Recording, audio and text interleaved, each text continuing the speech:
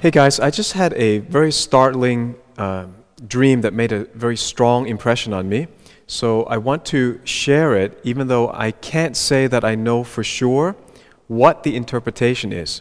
But the purpose of sharing it before I know the interpretation is so that it's clearly recorded that this is a dream from the Lord, and then the meaning will become clear, as oftentimes it happened to the prophets in the Bible. They would receive something that they didn't fully understand. By the way, I want to teach something about prophets and prophecy. A lot of people use that word very loosely, and then they think that a prophet is a fortune teller. Actually, when I went to Bible school, I was taught something very, very important, that the ministry of the prophet means that the prophet is first and foremost a preacher of the gospel.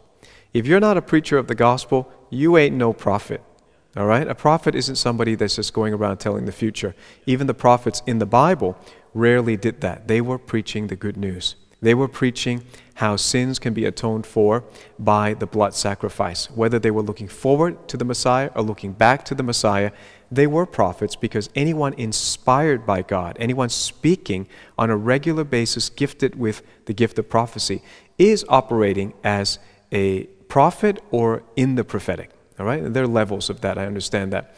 But people just think that, unless you tell the future and you get it right all the time, that's not a prophet. No, a prophet is a preacher and a teacher of the Word of God.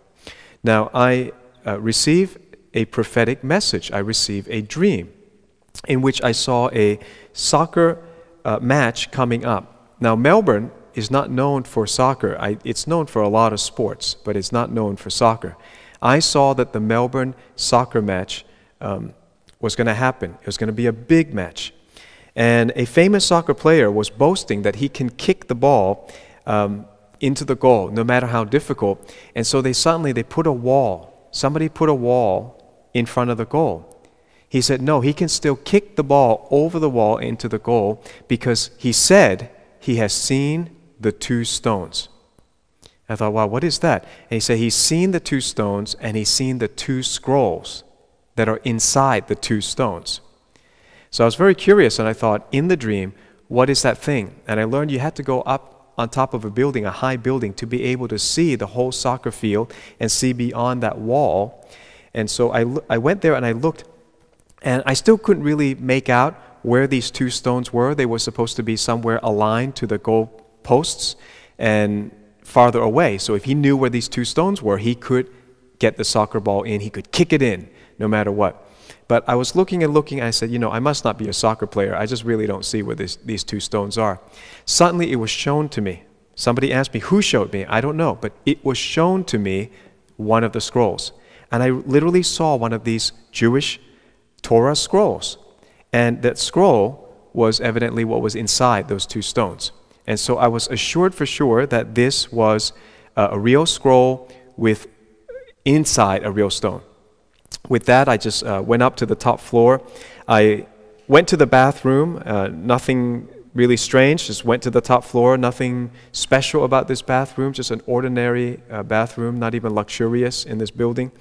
And I came out, and then from the top of the building, there were a bunch of people standing, and it was a glass wall, right? It's like all windows.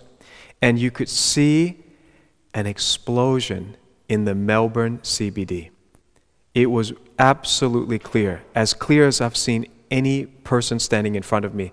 I saw a huge explosion in the Melbourne CBD. And right away, the first thought that came to me was, I was wondering if this was nuclear.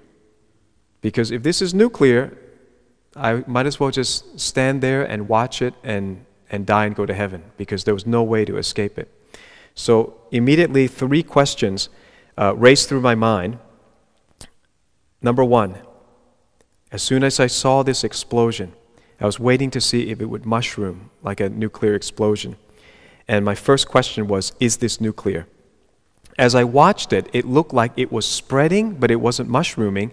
And it turned out to be a series of chain bombs. That's what I thought in my mind. It's a series of chain bombs, like some terrorists had put a bunch of bombs next to each other so that one would trigger the other, and it would keep exploding.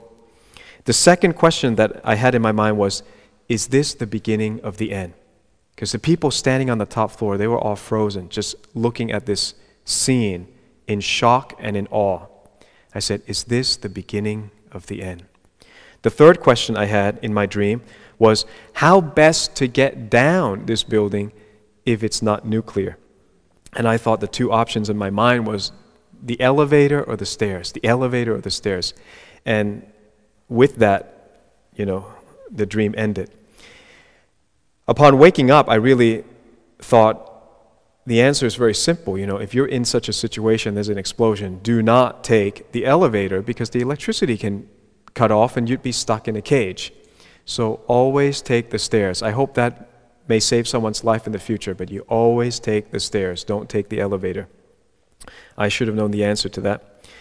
I told this dream to our family. I told it to our closest leaders. And I'll just give you some possible interpretations. I don't know yet what all of the symbolism means, but dream is a type of language. It's usually not literal. So first of all, I am not predicting here. I want to be very clear.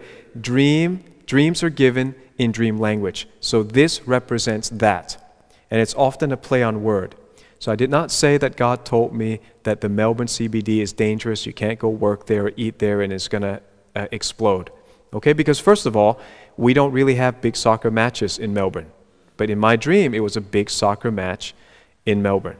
All right? And it was clearly Melbourne, it was clearly the Melbourne CBD, and that acronym, CBD, was given to me. So my son, Austin, says he thinks that the two stones means the two commandments, the 10 commandments, written on the two tablets. I thought that was a good scriptural interpretation.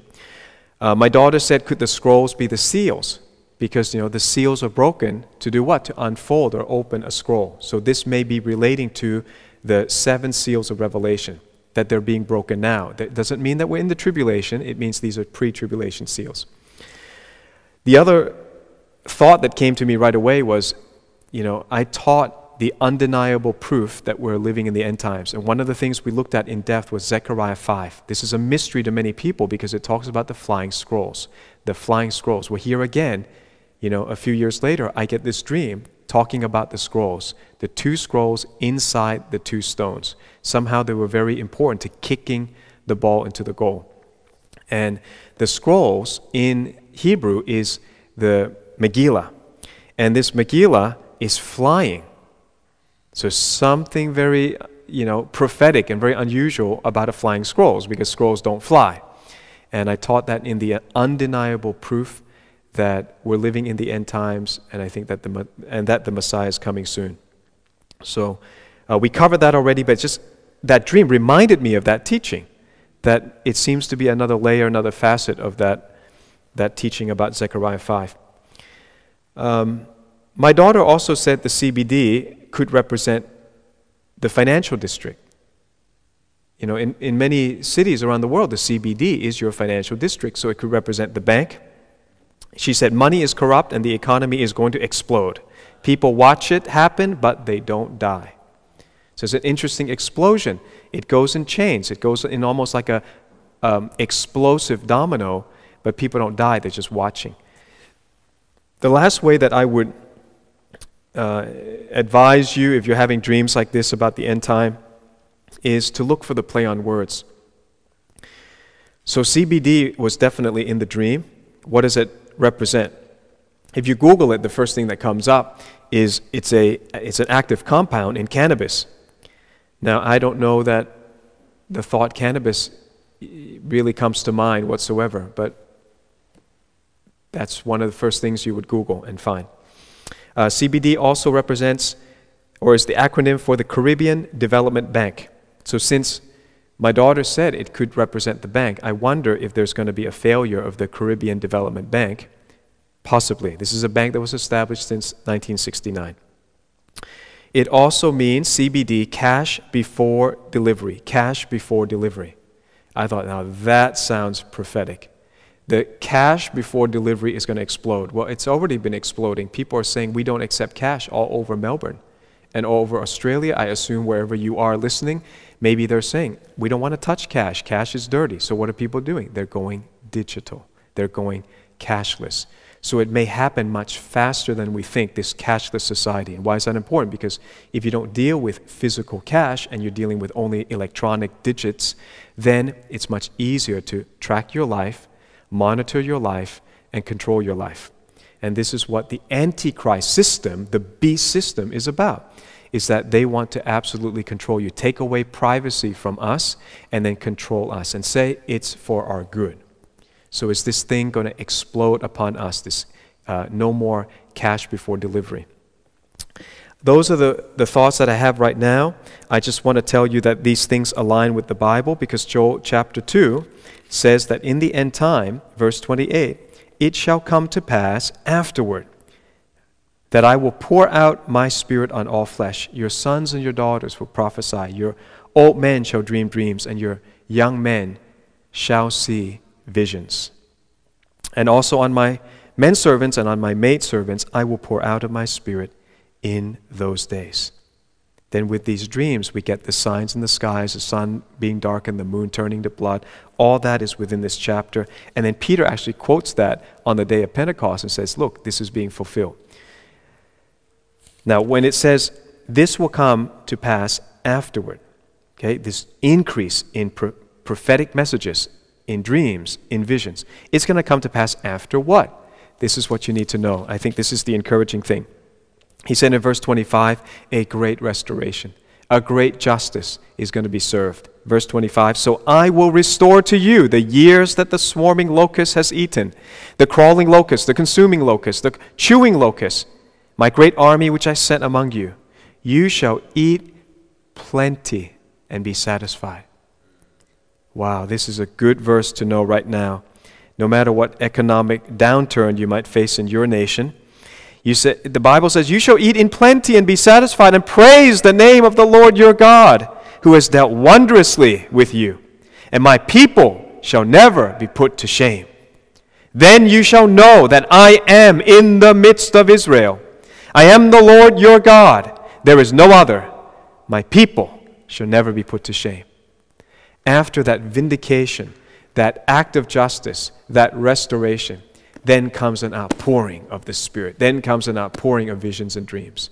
And I think these are all the tick-tock of the clock, the prophetic clock saying, we're nearing the end. We're coming to the time when we'll welcome Jesus.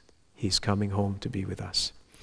So what an awesome privilege it is to receive these words from the Lord. His mind is unfathomable. Sometimes we get things that we don't yet fully understand, but that's why it's Him.